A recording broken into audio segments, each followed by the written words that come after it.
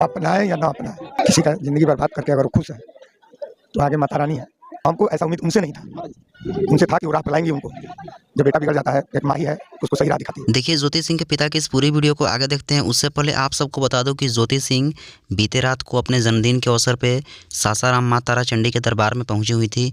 वहीं पे ज्योति सिंह के पिताजी एक इंटरव्यू देते हैं और उस इंटरव्यू में बड़े बड़े खुलासे करते हुए नजर आते हैं कि इस वक्त पवन सिंह और ज्योति सिंह का रिश्ता फिलहाल कैसा चल रहा है। और साथ साथ पवन सिंह के माताजी के दिए हुए बयान पे भी ज्योति सिंह के पिताजी बहुत कुछ बोलते हुए नजर आते हैं। सबसे पहले ज्योति सिंह के पिताजी से पूछा जाता है कि आप लोग पवन सिंह के बर्थडे में लखनऊ क्यों नहीं पहुंचे थे, तो वहां पे उनका खुलेआम आंसर होता है कि हमें बुलाया ही नहीं गया था तो हम लोग जाते कैसे।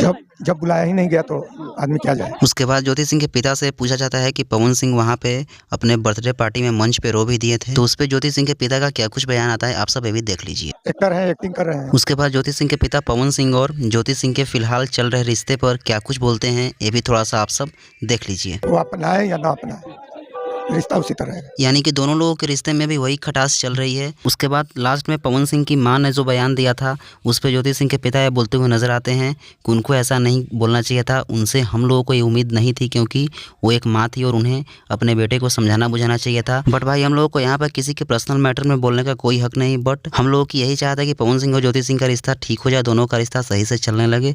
इस पर आप सबकी राय क्या है कमेंट बॉक्स में अपनी राय दे सकते हैं, बाकी इस वीडियो को शेयर कर सकते हैं। धन्यवाद।